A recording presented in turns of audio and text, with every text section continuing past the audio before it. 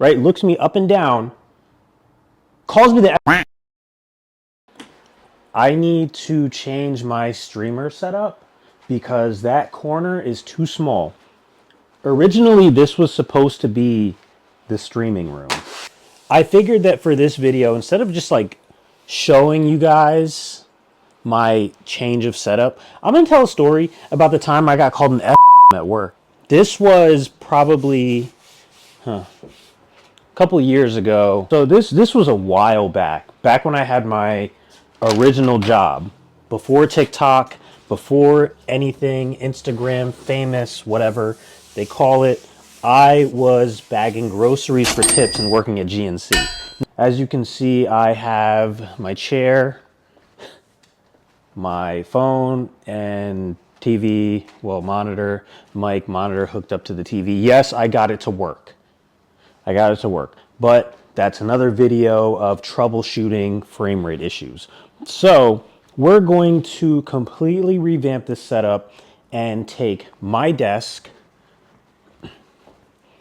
from the cat's room and move that into that corner, take that desk, put it into the bedroom, and then go from there. Too much cat stuff. Okay, so this is the hardest part, is getting this desk here, which is done. Oh man, that was tough. So basically, I used to bag groceries for tips. This is back when I was working at GNC as well, and I was an intern at the clinic. This is all happening on a military base. I was in the middle of taking all of my prereqs to get into a nursing school program. So this is 2018 summer.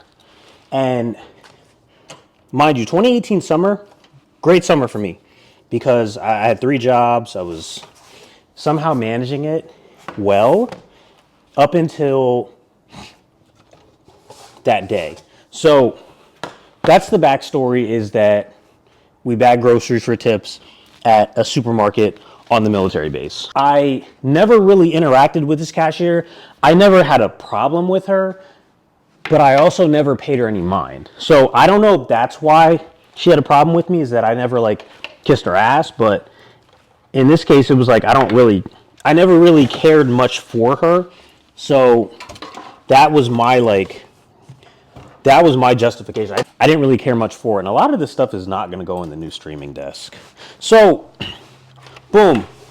I'm walking. Wait. What the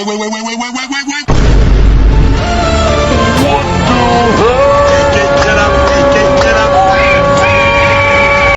Don't know what this is for, but I have it. I'm walking to the bread section. This lady's walking towards me. Mind you, she's like grown. I think she's like 36, 35. I'm like in my mid-20s. And this lady looks me up and down, right? Looks me up and down.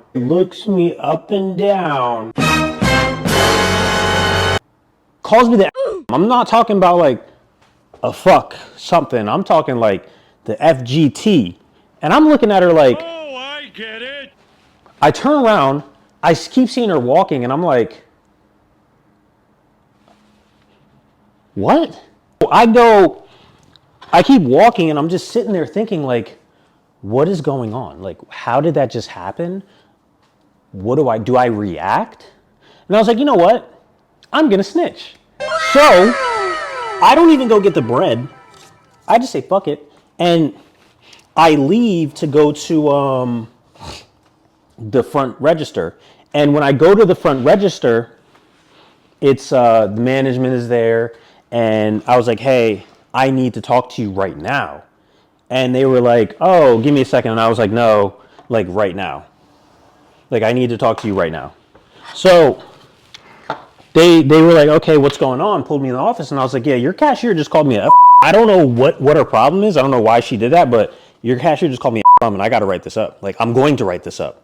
I don't know how you guys do things, but I know how I'm going to do something right now is I'm going to write it in a statement, and we're going to go from there. So she was like, oh, we got to take this really seriously because that is very offensive. And the last person to do that at this place sued, and they won. And in my head, I'm like, Do I want to sue? No. Do I want to snitch? Yes. Because, mind you, I don't care for this woman. But at the same time, I'm like, why would you call me that? Like, what are you gaining out of calling me that? For what reason? Like, what did I do to you? To this day. Well, no, I know why. I can't say to this day I don't know why. I do know why. But that being said, I write the report. But this is the thing that's crazy. I don't trust management there. No one does. That management had like a track record of being very sneaky, very conniving, and not really getting things done the right way. I didn't have to unplug this at all, so it's perfect. I'm writing this thing. I'm like, okay. She's like, okay, we got the write-up. We'll look into it. I don't trust you guys. So I get home, and I was like, hey, Dad, what's your DOD ID number? So he was like, why? And I was like, because you know how I feel. You know how we both feel about management there. So I'm going to write this report on the website as you. He was like, okay, good point. So I log in as him with his rank, ID number, all that. And basically, I write this report in third person as my dad. So the best part about this is now it's going to get seen. After that, I go to work the supermarket job on the Saturday. I don't know what's going on, but as soon as I get into work, it's like, when you get to a place and you feel like something's off, something just felt off. It's so early that I just get called to this cashier who happened to be her best friend, the cashier that called me the F-bomb, right? They happen to be best friends.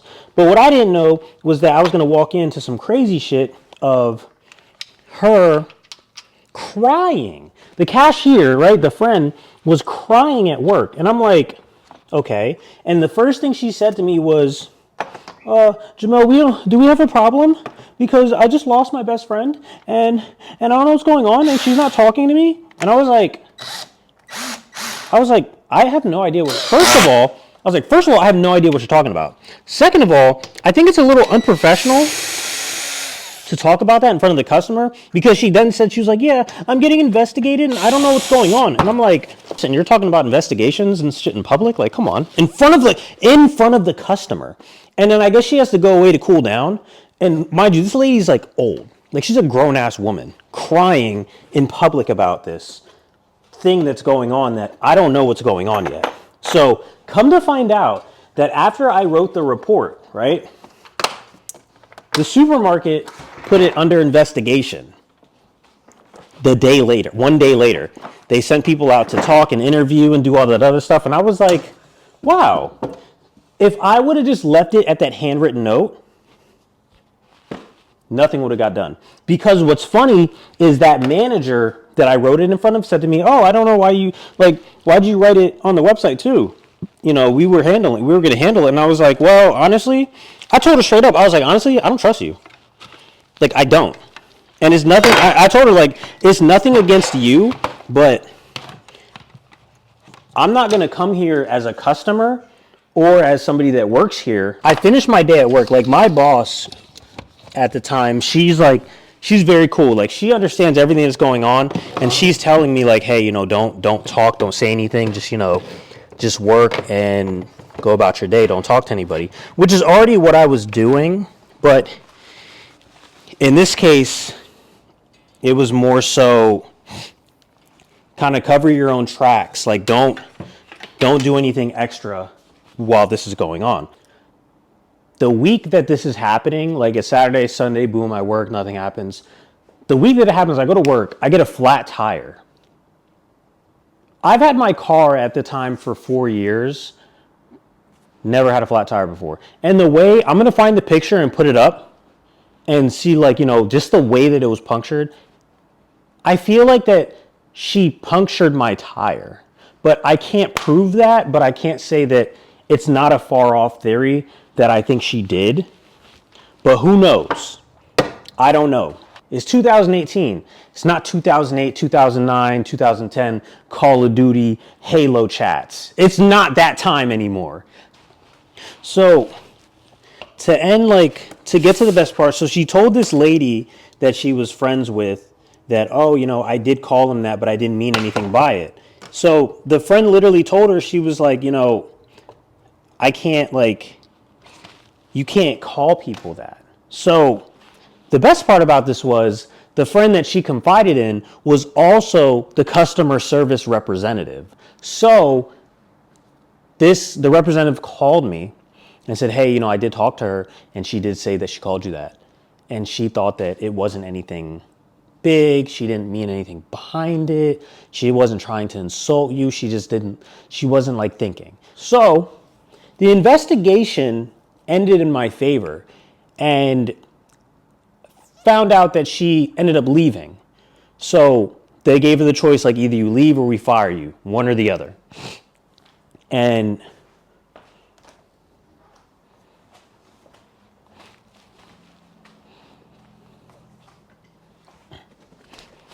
this is a lot more space now.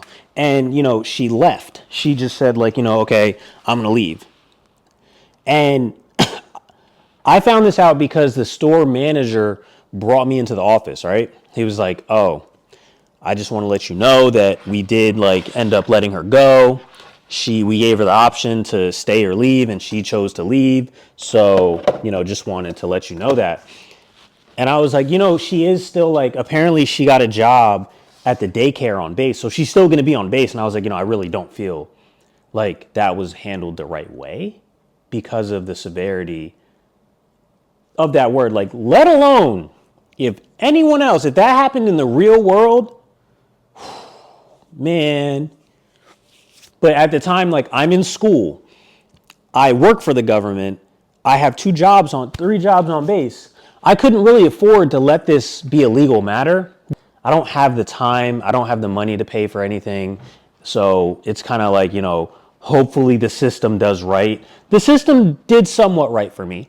And come to find out, this is the part that got me like all riled up at the end, right? There's 2 things that happened. So my boss at the time, who was friends with her, but she plays devil's advocate, she has to see both sides because I was friends with her too.